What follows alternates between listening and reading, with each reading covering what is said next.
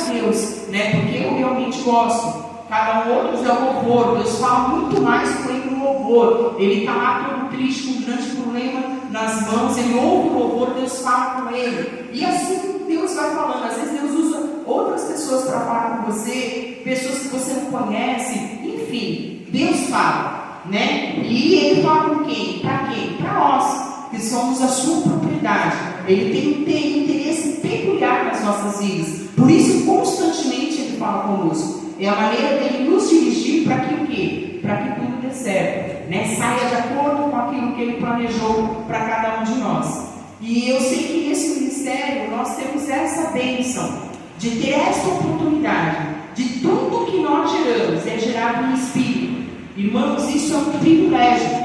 Amém? Por quê? Porque mesmo pregando lá a palavra do pastor que mexeu comigo com a palavra, que eu sei tudo dela, se eu tivesse que pregar agora, eu pregaria sem ver. Tanto que ela entrou na minha alma. Antes de pregar, eu disse: olha, essa palavra eu ouvi, um pregador pregou, e hoje eu sinto de compartilhar com a igreja. Então é muito bom quando você não tem necessidade de tomar glória de ninguém, né? Você devolve a glória de quem gerou a palavra, mas ela se renovou. Imagina se aquele pastor estivesse me vendo pregando a palavra que ele pregou, ele estaria feliz. Por quê? Porque multiplicou a bênção dele. Amém? Mas não é uma prática que nós temos. Nós buscamos o Senhor. Nós oramos, jejuamos, clamamos ao pé do Senhor para que Ele nos dê a palavra. E os pregadores que já sabem que vai pregar, eles sempre têm palavra, né? Deus vai falando, ele lê a Bíblia todos os dias, ele ouve a voz de Deus, ele sentiu que tem uma palavra ali, ele já anota, desenvolve aquela palavra. Ó, Deus está falando de fé, ó, Deus está falando aqui de provação, Deus está falando, né? Por que eu estou dizendo isso? Porque na semana passada, no momento do louvor, antes da Solange vir pregar, no segundo louvor, eu comecei a orar em línguas, né? Não sei quantos aqui oram em línguas. Às vezes eu esqueço que eu oro em línguas. Eu creio que muitos aqui se esquecem. Amém? A gente esquece que tem essa graça, né? Para aqueles que foram batizados. E o sinal do batismo foi falar em línguas. Necessariamente não precisa ser, né? Nós já aprendemos aqui no estudo com a Estela. Amém? Então, para quem fala em línguas, o que é falar em línguas? É ter um recurso a mais. É ter uma graça a mais. É conseguir traduzir o que o Espírito Santo de Deus está querendo traduzir. Eu não sei como explicar, né? Mas é algo que nós temos que vivenciar, né? Eu estou buscando algo, não estou conseguindo, eu vou orar em línguas. E muitas vezes eu oro em línguas, você quer adorar a Deus, amém? Mas quando eu oro em línguas, né? Que eu lembro que eu oro em línguas, e eu vou orar em línguas, né? Irmãos, não tem como Deus não falar. Deus fala. Deus fala, irmãos, e Deus me encheu, e antes disso, eu já sabia que eu estaria pregando na vigília, e sabia que o meu sorteio cairia no sábado, e amanhã que vai pegar o Rubens, né? Então ali no homem natural, não é nem carnal, é homem natural. Eu falei, coitado da igreja, vim pregar na quarta, vim pregar no sábado, vamos trocar? Acho que eu vou ter alguém para pregar no meu lugar, e eu prego, né? Porque eu já estou pregando com os jovens. Então faz assim, eu troco com você, porque aí fica eu, depois você prega, e depois eu, a igreja fica tão, né? Assim, naturalmente, irmãos, conversa de casa de obreiro, né? Casa de obreiro conversa bastante coisa. E eu sempre fico ali, mas quando o Espírito Santo de Deus me tocou no momento do louvor orar em línguas, eu fui cheia do Espírito Santo, e o Senhor falou comigo, por um acaso eu não sou eu que estou no sorteio? Eu falei, sou eu que faço sorteio, né? Eu voltei atrás na hora, entendi que Deus tinha algo para hoje, porque eu não sei, amém? Aí o Ricardo estava na porta, né? Ultimamente está com uma falta de Bíblia, porque a gente vai aqui no celular. Ricardo, arruma a Bíblia para mim, por favor, que eu acho que Deus está querendo falar comigo. Aí ele pegou a Bíblia emprestada, e eu fui ali, orei e falei, Senhor, eu creio que então se é o Senhor que está falando comigo, o Senhor vai me dar a palavra, não só a palavra, mas toda a pregação. Ela não é minha, ela é tu quem vai pregar sábado, não sou eu. E Deus me deu a palavra, eu fiquei muito feliz, né? Vim, preguei na vigília, aquilo que Deus tinha, uma porção, eu sabia que seria pequena, porque tinha outras pregações, tentei colocar uma brincadeira no meio, para poder dar uma despertada, né? Porque aquela hora, coitado de nós, né, irmã? Não é fácil, né? A gente já não é mais, não tem mais a idade do Nicolas, né? Então a gente realmente tirar, mas uma bênção. E essa palavra de hoje, irmãos, é essa palavra que foi fruto dessa oração em línguas. Glória a Deus. E eu tenho convicção que ela é totalmente de Deus. Amém? Por quê? Porque depois a Solange pregou e ela falou bastante coisas da palavra. E no outro dia a Estela veio e pregou da aprovação. Então, assim, sem saber, o Espírito Santo já estava dando a palavra que é para dar continuidade a essa palavra. Amém? O que me traz um certo temor. Hoje eu estou com temor, irmão, tá? Né? Porque quando Deus fala algumas palavras específicas, a gente realmente tem que atentar. O Espírito Santo está falando, né?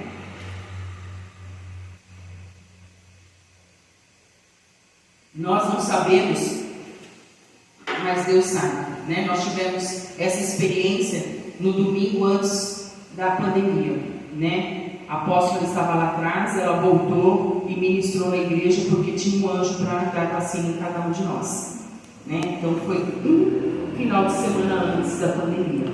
Irmãos, isso é tão sério que tem hora que é gostoso brincar, né? Extravasar, mas tem hora que é sério mesmo. A palavra exige uma certa reverência, né? Para nós atentarmos mesmo e não ser pego, né? De surpresa de qualquer maneira, amém? E a palavra eu gostaria que vocês abrissem, está em Daniel 6. Com certeza é a palavra de uma aprovação. A prova ainda continua.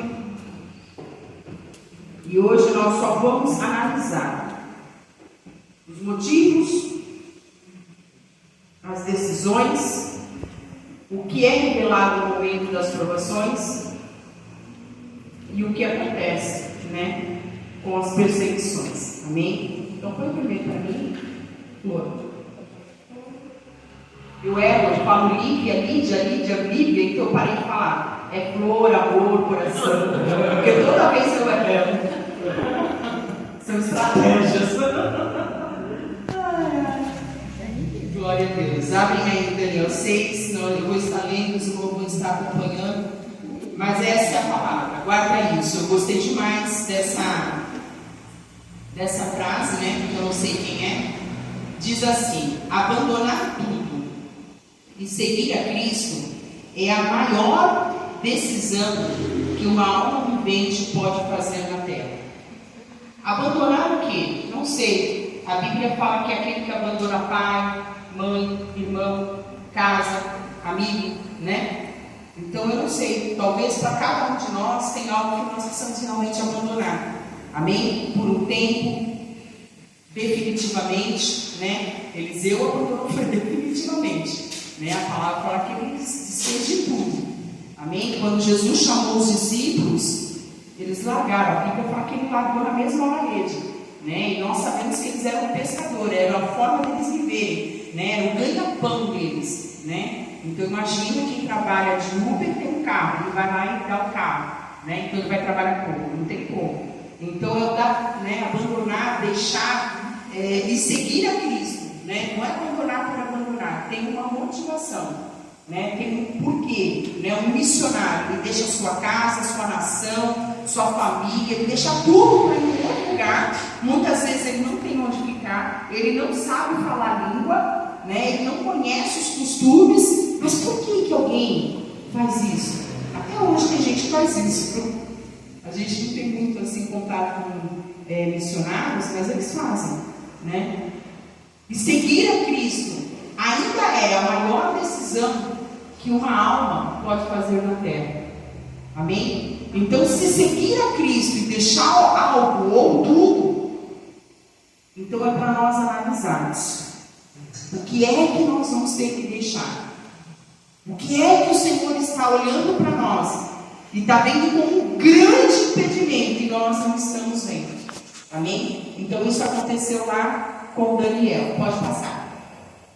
E aqui começa, né? Vou começar com as imagens, porque eu coloquei imagem em tudo, para nós contarmos a história. O que aconteceu com Daniel?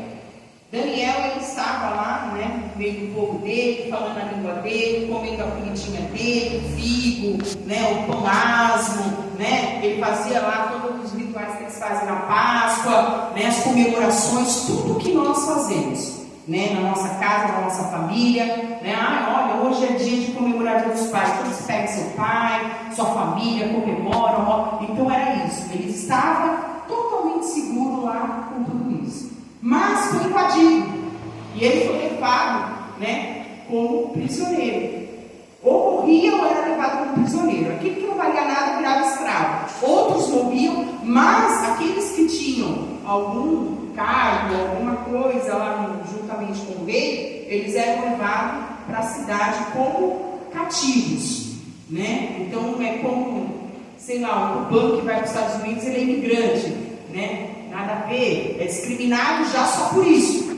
Não tenha dúvida, né, da discriminação. E aí ele chegou lá, nós conhecemos a história, que ele rejeitou os manjares do rei, e ele comeu legumes. Nós já fizemos esse jejum de 21 dias, é maravilhoso, compensador, nos ensina a vigiar, né? E realmente é uma bênção. Mais para frente também aconteceu o quê? Tinha lá uma estátua, tinha uma adoração, ele e os amigos dele, Sadraque, Mesaque e Abednego. Olha como a gente guarda esses nomes, irmãos. Por quê? De tanto ouvir essas histórias, né? Saber que essas vidas passaram por algo que nós nem imaginamos, né? Eu nem consigo imaginar.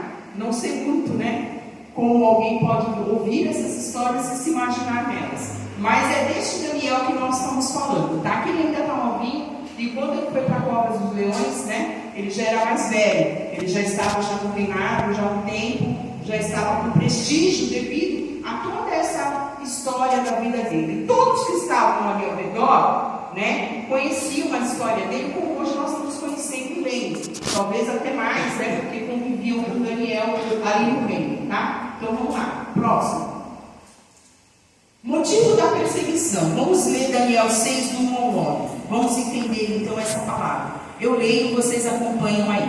As Bíblias são um pouquinho diferentes. A minha é a tradicional que a gente lê aqui na igreja. Daniel na cova dos leões. E pareceu bem a Dario constituir sobre o reino a 120 presidentes, que estivessem sobre todo o reino. E sobre eles 3 príncipes, dos quais Daniel era um, aos quais esses presidentes dessem conta, para que o rei não sofresse dano.